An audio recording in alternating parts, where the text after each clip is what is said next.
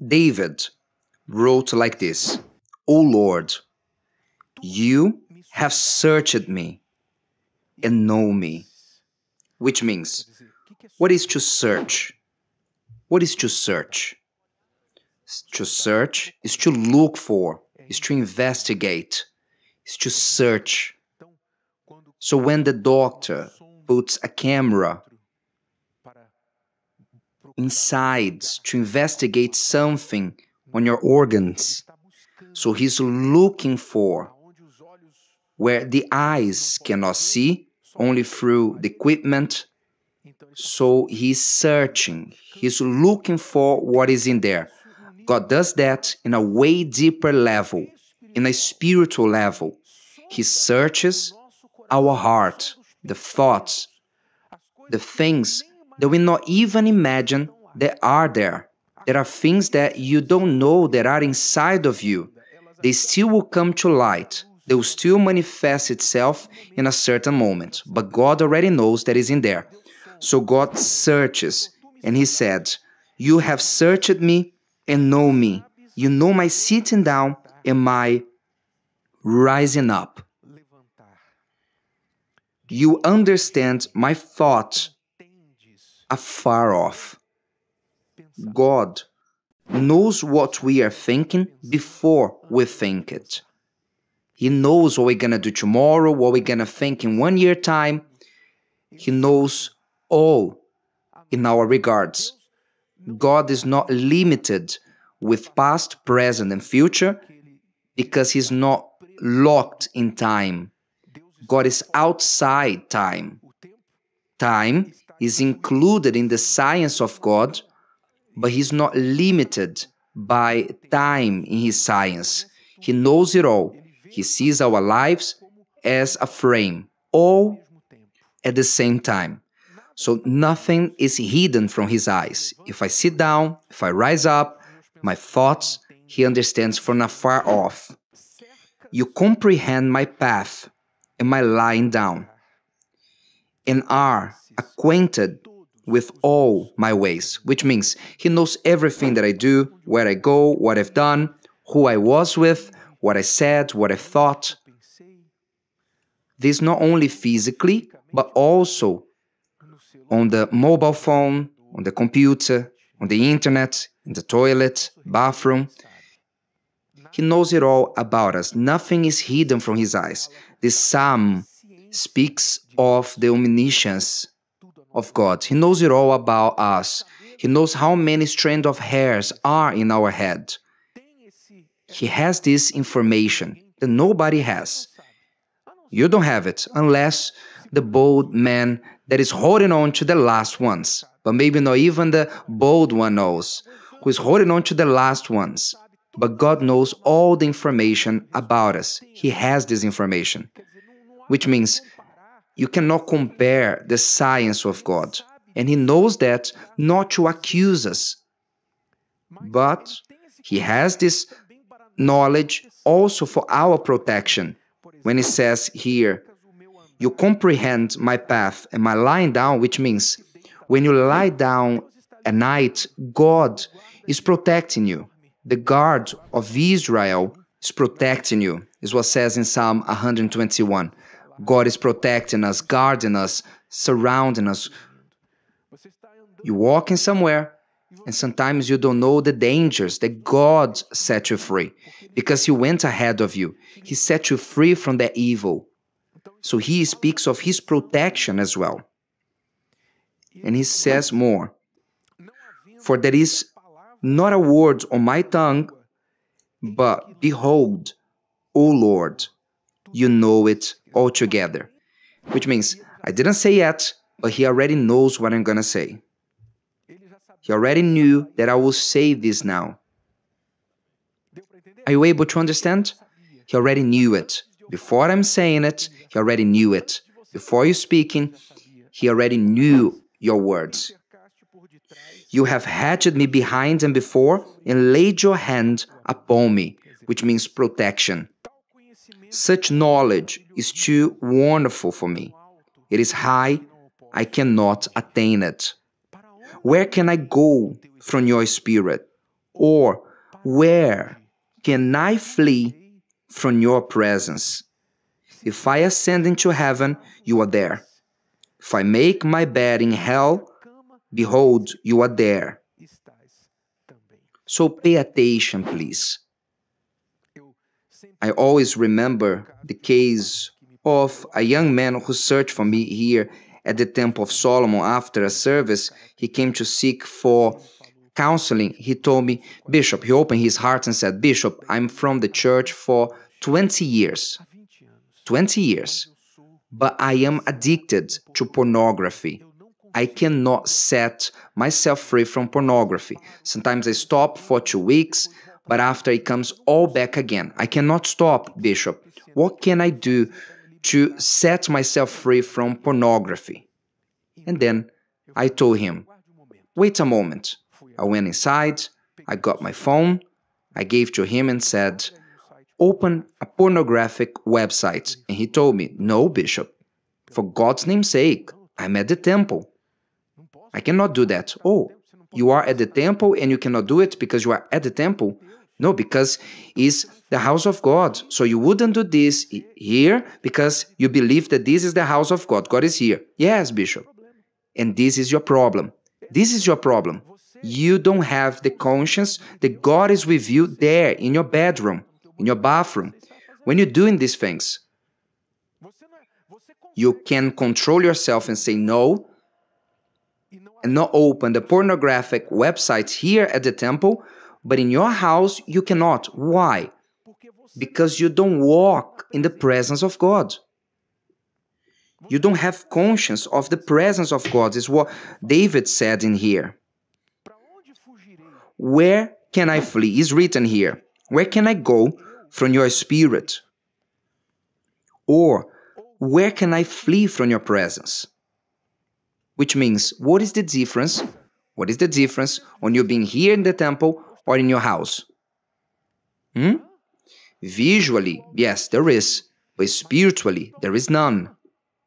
Because the God that is in here is there, in your house. When you are alone, in the room, the bathroom, when you are there in your company, when the boss is not watching you, you see this matter about the job. Usually, the employees, they work more when the boss is in or when he goes out. Do they work more when the boss is present or not present? Why? That's it. The boss is watching. The boss passes by and everybody starts to, isn't it? Isn't that what happens? It's funny, but it's tragic. It's tragic because it shouldn't be like that. Not because of the Christian. We understand the unbeliever. The unbeliever we understand. When the boss comes and the employee was there just getting by, he makes a way to show some work. We understand an unbeliever. But a Christian, you shouldn't be doing that. Why? Because you are before God. Either the boss is there or not, your behavior should not change. If it changes, it's because you are doing something wrong. Yes or no? If it changed, it's because you shouldn't do what you're doing. You, for example, in the church, I see that. You can imagine. I am the bishop. So we see that even in the church. So sometimes I open a door, I go in somewhere.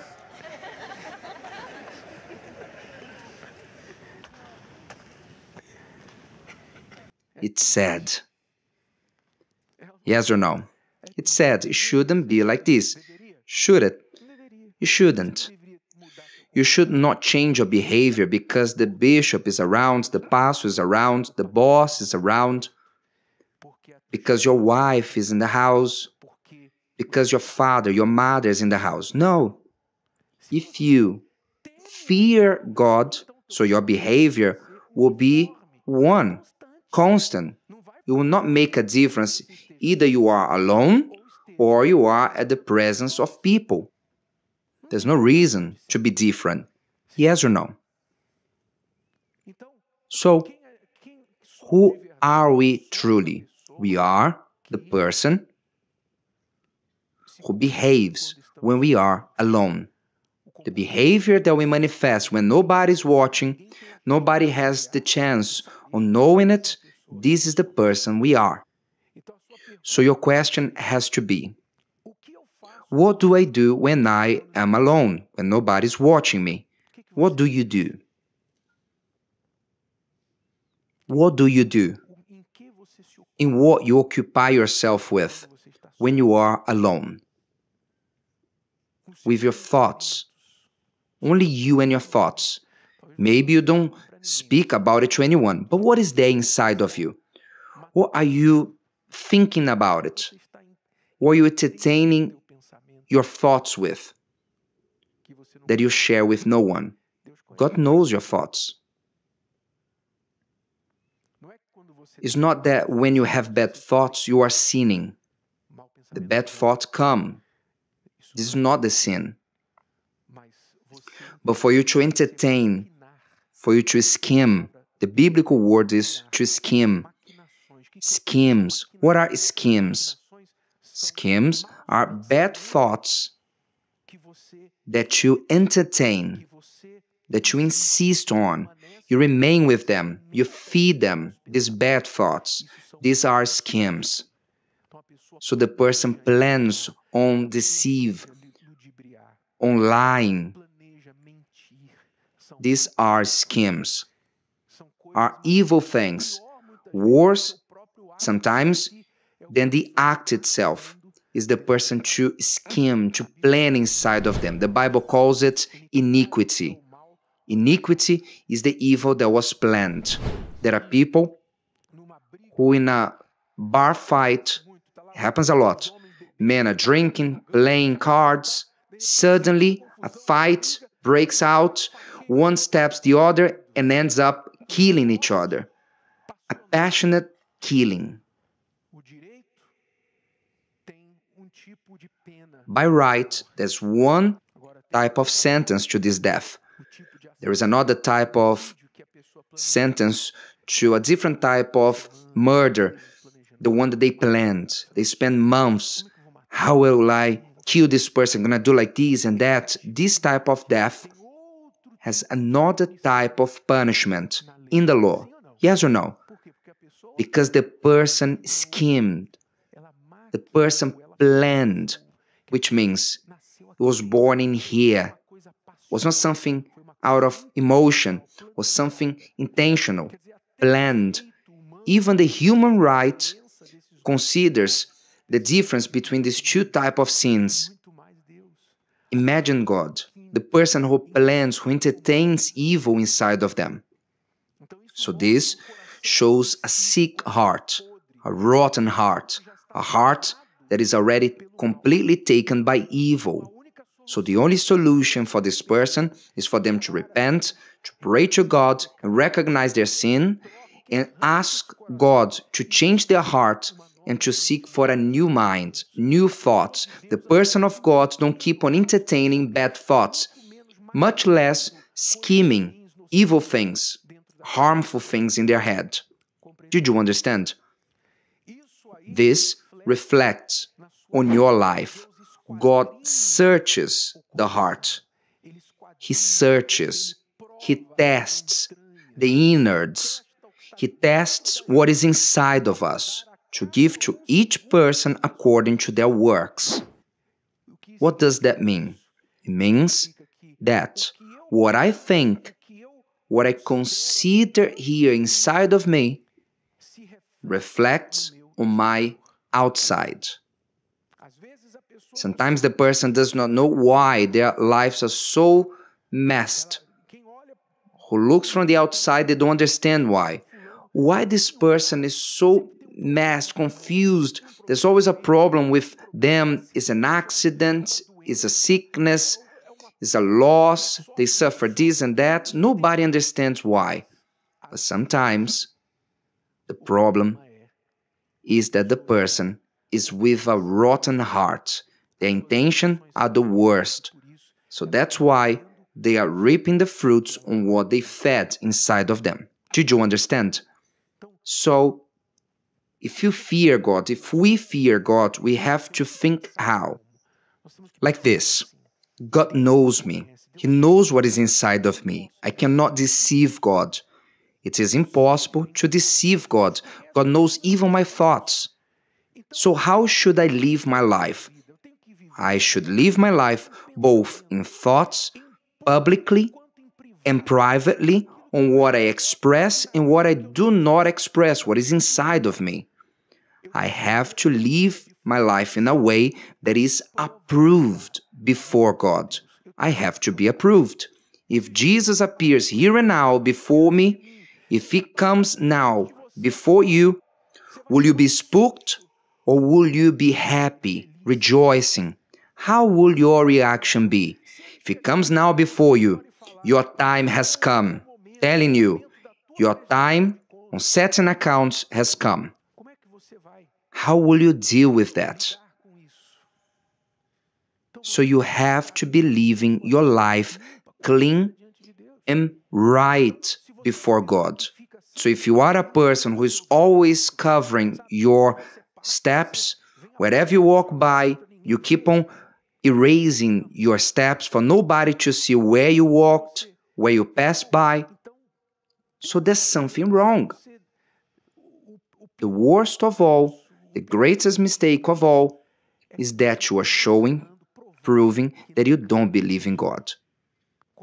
As I spoke to that young man, your problem is that you don't believe, deep down, you don't believe in God. That's why you did not set yourself free from pornography. Because if you believed the same fear that you showed here at the temple, because you say you believe because you are in a visual place. I'm the bishop, here there is the temple, the altar, so this inspires you to holiness. You are seeing it, but if you are elsewhere, you're not gonna have the same fear to God that you say that you have in here. In reality, you don't believe in God how you should believe. So this is the worst sin, the worst mistake. The person is insulting God. When you do things in secret, in private, which are condemnable by God, or when you still do it thinking, nobody's seeing it, there's no problem, nobody will know it, but God is seeing. It's like if you were saying, I don't believe that God exists. I don't believe that God is seeing that. And if He sees it, He's not going to do anything. What is written there, it's not true. You are giving evidences of your unbelief in God. This is the worst. Did you understand? He finishes saying, search me, O God, and know my heart. Try me and know my anxieties, and see if there is any wicked way in me, and lead me in the way everlasting. Which means David invites God to search him. Search me. Look for it. If there's something wrong in me, which means it's the trust of a person who has a clean heart. Did you like this? Would you like to hear it again? Listen to it as many times as you need until this content becomes part of you. Don't forget to leave your like, comment and share. See you next time.